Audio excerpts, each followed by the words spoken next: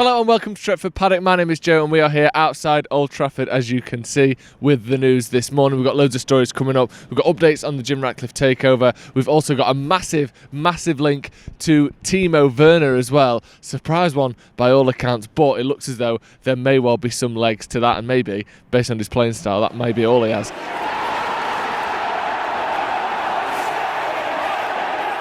But first, let's start with this one. This is the news that Gareth Southgate will target Manchester United starlet RB Mainoo in a bid to keep him out of the clutches of Ghana.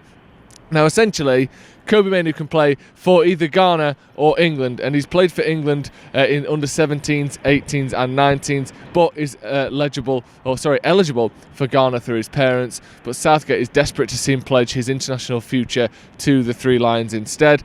The England boss is expected to hold talks with the midfielder in the hope of persuading him to stick with the country of his birth. This is according to the Daily Star, but there's also been reported a couple of other places as well. And Mainoo could even be fast-tracked into Lee Carsley's under-21 England squad to help speed up the process. This is where the politics of football starts to come in, because they obviously had that excellent performance against Everton, and now England sort of across the board are going, right, we need to lock this guy down. This guy could be special. The last thing we want is him pledging his future to Ghana and not being able to play for England. To be honest, that's something for RB Mainoo to worry about, whatever he does. All I hope is that it benefits Manchester United. So, whether he's playing for England or Ghana, whatever he wants, that's what I want.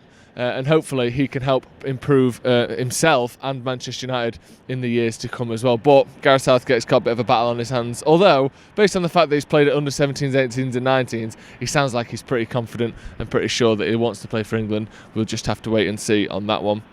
Let's move on then to this Timo Werner news, because this one came last night and has been, I don't want to say completely sort of battered, but no one's doubting the validity of this. It's just that a lot of people are doubting the quality of this guy. So this is from Florian Plettenberg and being reported now in Sky Sports as well. Timo Werner, Manchester United expressed interest in signing former Chelsea striker with RB Leipzig frontman on the January transfer wish list. Sky Germany reports that Manchester United have already inquired about Timo Werner, but no offer has been made, and they are yet to start negotiations at this stage. Real Madrid, who are also reportedly interested, have seemed to cool their interest in the Germany frontman. This is what Sky Germany reported. Werner's not satisfied with the situation at RB Leipzig, but the player's preference at this stage is to stay until the summer. So there has been sort of a kind of back and forth with this, but the report claims that United are interested should he be monitored over the coming weeks ahead of the January transfer window. Sky Germany reports that Ten Hag's side already have inquired about Werner's availability, but no concrete offer has been made at this stage. This is a mad one to me. He's the sort of player that almost like, I know they were always compared at the start and then people went, oh no, you can't compare him. But he does remind me of Darwin Núñez. He's a sort of narrower, skinnier version, where when he was at Chelsea, very rarely in my life have I seen a striker get more chances than he had. And that in itself is a massive quality. Getting chances and having the ability to have shots on goal is a massive quality for strikers to have. But then I'd never seen anyone miss more. I've never seen anyone get into 100 great positions in a season and miss 90 of them. It was absolutely bizarre. So the last thing United need at the minute is stuttering strikers. Maybe Ten Hag thinks that he can bring something and do something different. Maybe he doesn't trust Martial, or maybe he's looking at that right hand side and thinking, well, if Sancho's going to Dortmund in January, we need someone on that side. Maybe he brings him in as a winger he can play across the front three, can't he? So maybe that's, he's got that sort of versatility.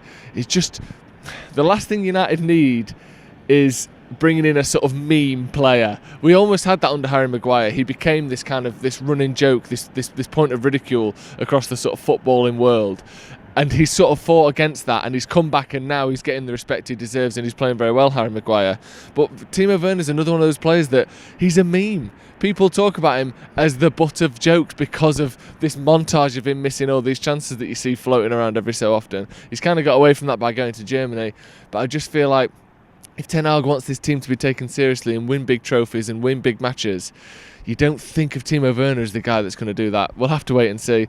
And of course, if he does join, I'll completely change my tune and look at all the positives, because that's what we do as United fans, and I'll find a reason why it's a great signing. Let me know your thoughts on this one in the comments. It's the first real big sort of forward line name that we've been mentioned with this summer, this winter should I say. Feels like winter, I don't know why I said summer.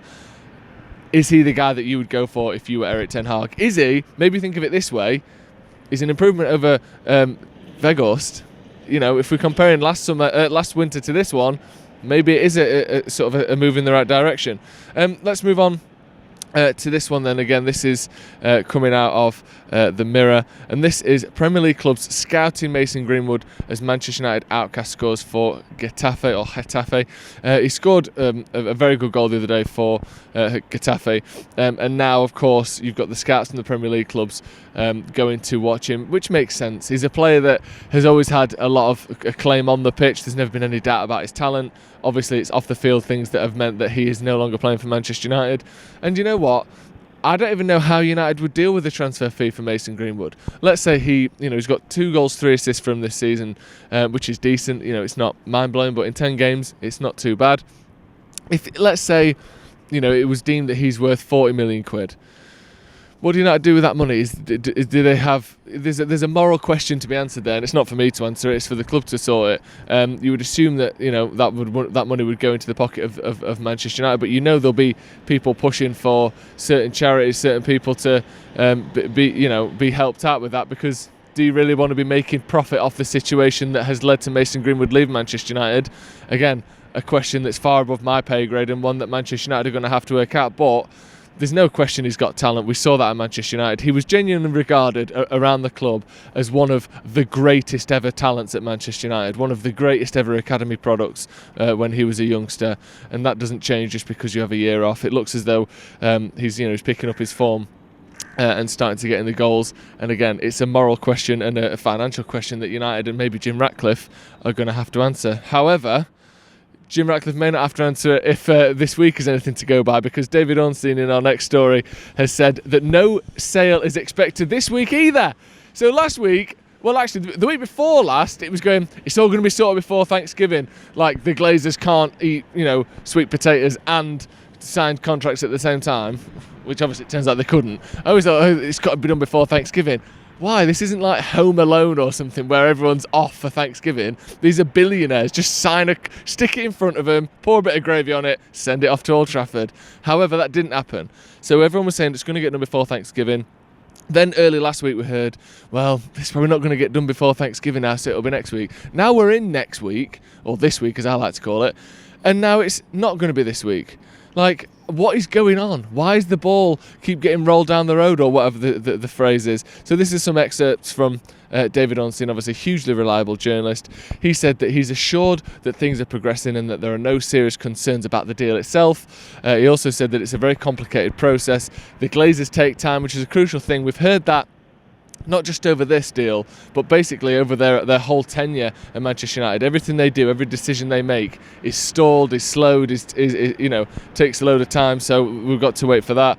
Then there's the director's test, which will take another 6 to 8 weeks. Jean-Claude Blanc is expected to come in, and the sporting director change could happen in time, according to David Ornstein. And Michael Edwards, who had been rumoured formerly at Liverpool, apparently will not be taking the sporting director job because he wants sole control / a CEO of football type role at whichever club he goes to next. That is going to be all from us this morning. Get your thoughts in on these stories. Timo Werner to Manchester United. Can you see him up front? I mean, let's be honest, he's going to have so many shots and he's going to miss almost all of them. But will he be able to... Was he there when they won the Champions League, Timo Werner? He was, wasn't he? Yeah, he was, yeah. Can he do... You know what I mean? You don't have to score every goal, every shot that you have. Just score the right ones. This is going to be all from us at Old Trafford in a freezing... Look at that. Old Trafford this morning. But the sun's shining, the weather is lovely. It's not the worst time to be a Man United fan. And we'll see you in a bit.